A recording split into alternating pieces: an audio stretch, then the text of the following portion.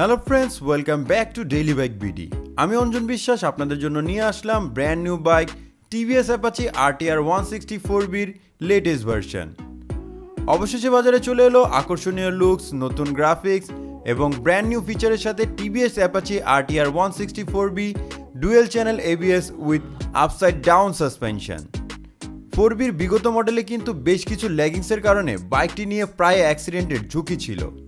যাই হোক, টিভিএস কিন্তু সেই সকল ল্যাগিং ইস্যু বাদ দিয়ে নতুন করে বাইকটিতে বেশ কিছু পরিবর্তন এনেছে। সো বন্ধুরা, আজকের এই ভিডিওতে সেই সকল আপডেট ফিচার এবং পরিবর্তন নিয়ে আলোচনা করব। তো বন্ধুরা, চলুন ভিডিওটি শুরু করা যাক। প্রথমে আমরা বাইকের লুক এবং ডিজাইন নিয়ে কথা বলবো। বাইকটির লুকস, ডিজাইন এবং গ্রাফিক্সে ব্যাপক পরিবর্তন আনা হয়েছে। বাইকটির কালারে 3টি নতুন আপডেট আনা হয়েছে, এর মধ্যে matte black, granite grey, pearl white ইত্যাদি। তবে এর হেডলাইটের ডিজাইন প্লাস বডি শেপ আগের মতোই আছে এবং এর বিল্ড কোয়ালিটি আগের থেকে অনেকটাই হাই করা হয়েছে। বাইকের সামনের দিকে লক্ষ্য করলে দেখতে পারবেন বাইকের সামনে হেডলাইট হিসেবে ব্যবহার করা হয়েছে LED বাল্বের হেডলাইট এবং এর সাথে থাকছে DRL সেটআপ, যেটাকে আপনি সিঙ্গেল বেস অন করে রাখতে পারবেন, যেটা কিনা আগের মডেলও সেম ছিল। তবে বাইকের সামনে ফ্রন্টের সাসপেনশনে অনেকটাই পরিবর্তন আনা হয়েছে। বাইকের সামনে ফ্রন্টের সাসপেনশন হিসেবে ব্যবহার করা হয়েছে USD বা upside down suspension. Upside down suspension দেওয়ায় বাইকটির কন্ট্রোলিংয়ে আপনারা বিগত মডেল থেকে ভালো পারফরমেন্স পেয়ে যাবেন। বাইকটির ফ্রন্টের টায়ার হিসেবে ব্যবহার করা হয়েছে 17 ইঞ্চি অ্যালারিংয়ের সাথে 90/90 সেকশনের টিউবলেস টায়ার এবং এই বাইকের সামনে ব্রেকিং সিস্টেম হিসেবে ব্যবহার করা হয়েছে 270 millimetre dia Patel disc brake এবং এই বাইকের ব্রেকিং সিস্টেমকে আরও ইমপ্রুভ করার জন্য এতে ব্যবহার করা হয়েছে dual channel ABS with RLP, যেটা কিনা এই বাইকের জন্য একটি বিশাল পরিবর্তন বলতে পারেন। আগে কি হতো, বাইকের সামনের ব্রেক যদি আটকা জোরে চাপ দেন তাহলে কিন্তু বাইকের পিছনের চাকাটি উপরে উঠে যেত। তবে RLP থাকায় এখন সেই সমস্যাটি আর থাকবে না। বাইকের পিছনের দিকে সাসপেনশন আগের মতোই মনোসক সাসপেনশন থাকছে এবং বাইকের পিছনে টায়ার হিসেবে ব্যবহার করা হয়েছে 17 ইঞ্চি অ্যালারিংয়ের সাথে 130/70 সেকশনের রেডিয়াল টিউবলেস টায়ার এবং এর সাথে ব্রেকিং সিস্টেম হিসেবে থাকবে 200 মিলিমিটারের ডায়া রোটো প্যাটেল ডিস্ক ব্রেক।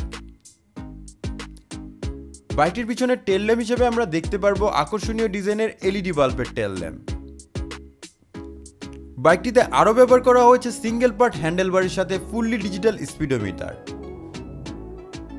বাইকটিতে আরও ব্যবহার করা হয়েছে সিঙ্গেল পার্ট হ্যান্ডেলবারের সাথে ফুললি ডিজিটাল স্পিডোমিটার, যেটা কিনা এখনও আগের মতোই আছে, যাতে ফিচার হিসেবে থাকছে clock, pass light, tachometer, odometer, লো ফুয়েল ইন্ডিকেটর, লো অয়েল ইন্ডিকেটর, টাল ল্যাম্প ইত্যাদি। আর রাইডিং মোড হিসেবে থাকবে 3টা riding mode, urban mode, rain mode, sport mode ইত্যাদি। তাছাড়া বাইকটিতে আরও থাকছে glide through technology, adjustable livers ইত্যাদি। বাইকটির সিট হাইট হবে 800 মিলিমিটার এবং বাইকের গ্রাউন্ড ক্লিয়ারেন্স হবে 180 মিলিমিটার।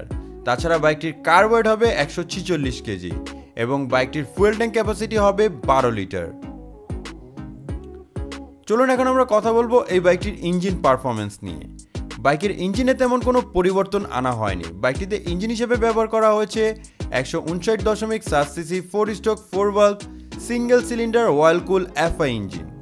এই ইঞ্জিন থেকে ম্যাক্সিমাম পাওয়ার আউটপুট করে থাকবে 17.55 PS 9250 RPM এ।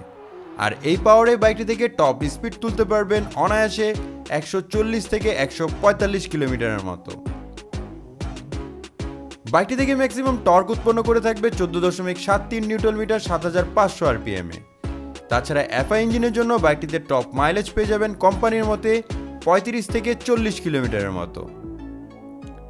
তাছাড়া এই বাইকটির স্পিড কন্ট্রোলিংয়ের জন্য এতে আপনি পেয়ে যাবেন 5 স্পিড গিয়ার বক্স। তো বন্ধুরা, এই ছিল এই বাইকের ইঞ্জিন পারফরমেন্স।